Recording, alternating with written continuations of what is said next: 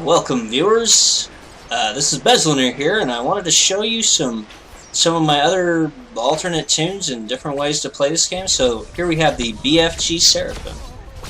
I'll show you fighting these mobs for a second, and then I will go ahead and I'm trying to figure out what's an enemy right now.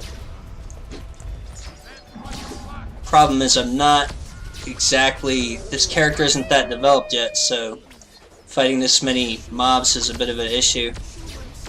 But I do have enough, I think, to show you. I just need to kill these guys so I can go over what I got going here. Dang it, why don't you guys just die, man? Here, this is a little better for this character. It feels a little more fun when you got a camera view a bit like this. Okay. Alright, that works pretty well. Let's see. I'm gonna use, let's see how that works. Okay. So this is the BFG Seraphim. BFG, big fucking gun. So BFG is a buff, and what this does is it's right down here, and when you turn that on, it gives you this BFG. Well, this gives you well, a really awesome gun that does a ton of damage, and if you want to get 1 point in ranged weapons, which is all I've put into it, and this will give you more points in ranged weapons automatically, which will increase your ability to attack and your attack speed, which is going to be pretty good, and it also unlocks tactics lore bonus on there, which is a big thing for the BFG Seraphim, tactics lore. You want to put a lot into that so you can hit harder. That's mainly what it does, is if you do physical or melee type of damage, it'll make you hit harder. So eventually I want to get concentration up to mastery, that's 75 points, so I can put on this other buff, which will let me do more damage and stuff. I can't remember exactly how it mods out, but this is basically a couple more things to go over. That's all. About all. But this character, I made this character on the PC just for exploratory purposes mainly, because there's certain things they're a little difficult to see on the console. For instance, I'll explain this as soon as I kill this guy. Okay. So, for instance, oh wow, we got a legendary or something. Wow, that's we don't it's one thing about the BFG Seraphim. Shut up. Is we don't use weapons or shields, because you always have this BFG, which is summoned by your thing. So the other thing is this warding energy, which is right here, and I'll eventually mod that out with various things. And this gives me this blue bar over here, which is an energy shield. That will generally be depleted before my hit points. And one of the reasons I made this character on the PC was just to see how that works, because for some reason on the console it doesn't really show the energy shield. I took a mod that makes this regenerate out of combat. As my understanding is that that's not the ideal mod. Oh, actually I haven't even taken that here because I don't think I have gotten that far in the game. Eventually, when I would be making level 12 on this character, I would get Revered Technology Focus, which affects this BFG, so we want to go into that. You want to pump as many runes as possible into the BFG. Most of these magic skills aren't very useful. I don't think I'll be taking another weapon skill. A fair amount of like skills here, like warding energy lore. I think I'm going to take toughness, and probably eventually get perception and bargaining, I think. But as I said, I'm not a huge fan of playing this character on the PC mainly made this one just to explore and understand the character better, which is why it's so low in level. But on the console, I highly recommend playing this character, especially, you know, if you just like laser weapons and stuff, and it's kind of has a, not exactly a Star Wars feel, but, you know, a sci-fi technology feel, and that's pretty cool. So that is the BFG Seraphim. So now we will take a look at another character of mine in a second. Alright, welcome back. So here we have the Temple Guardian.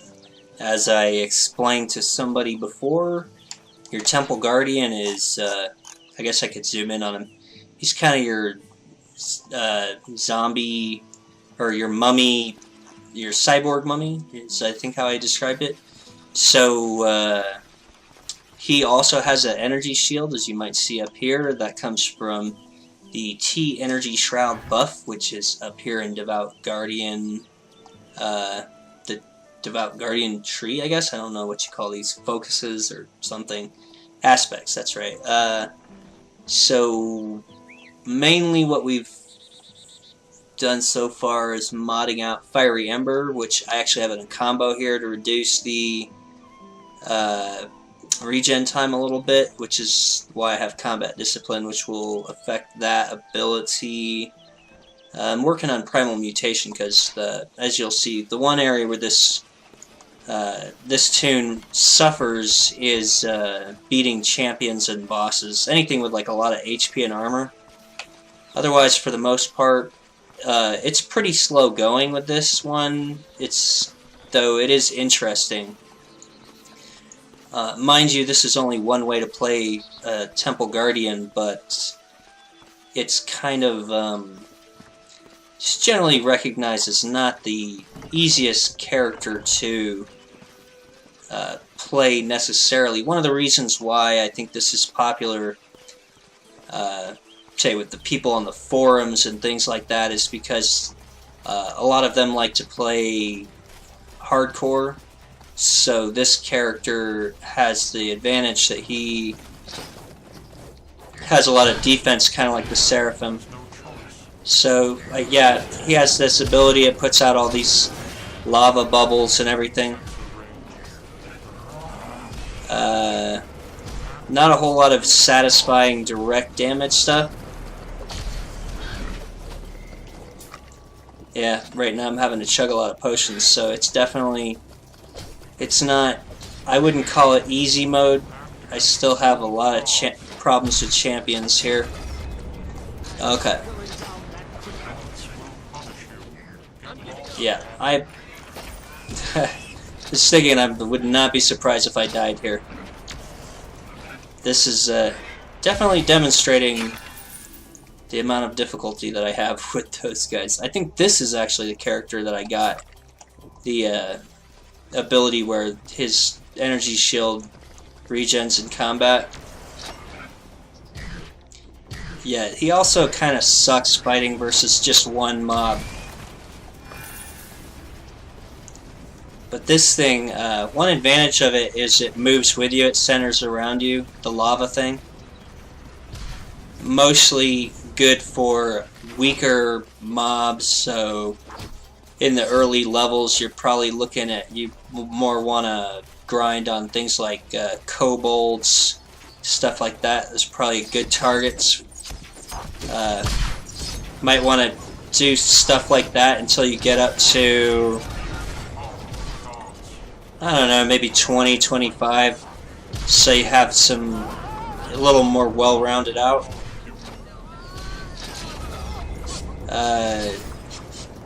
Ultimately, I'm planning on, I think, getting 3 buffs on this character, but just got to take a little time.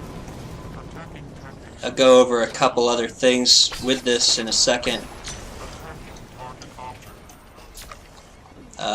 Okay, so this spell here, Charged Grid, right now, it does light damage and light healing in the area around me.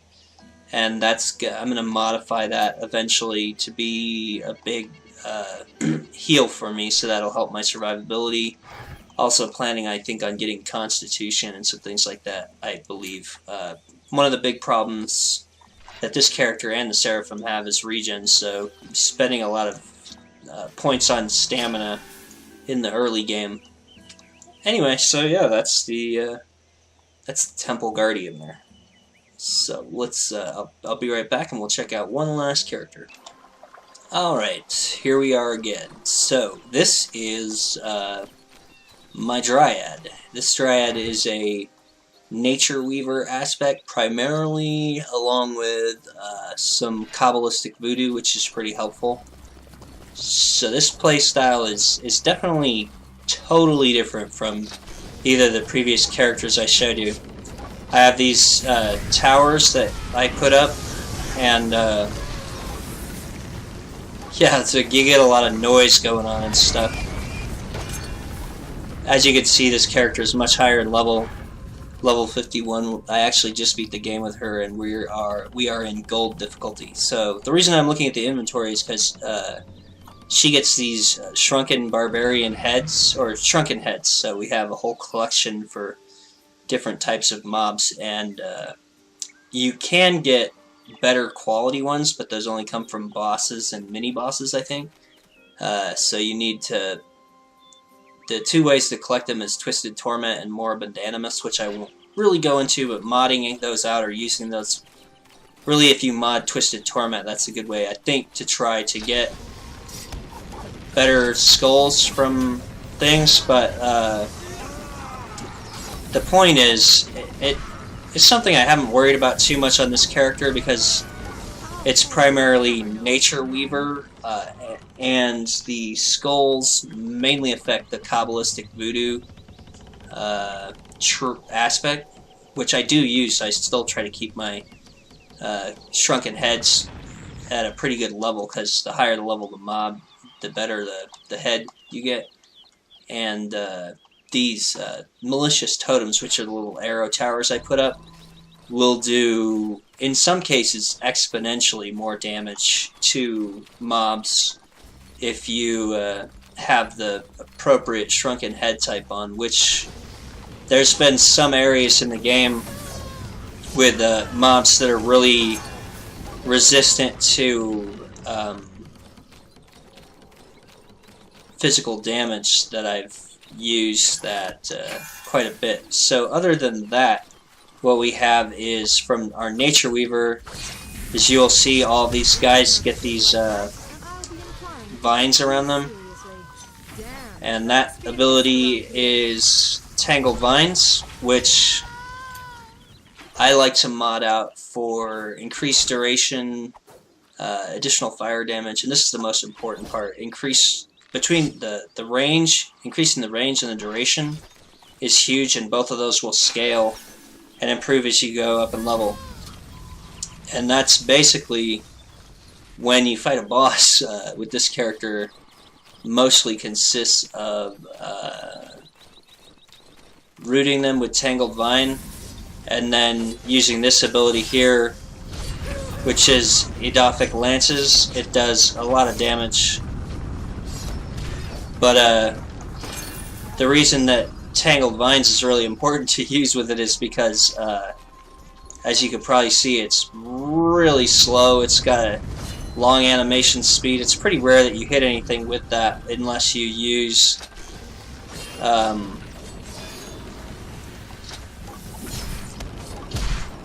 the Tangled Vines. But as you can probably see, this is pretty good, and like the playstyle is totally different. Mostly I go right into the middle of a mob pack and just stand there.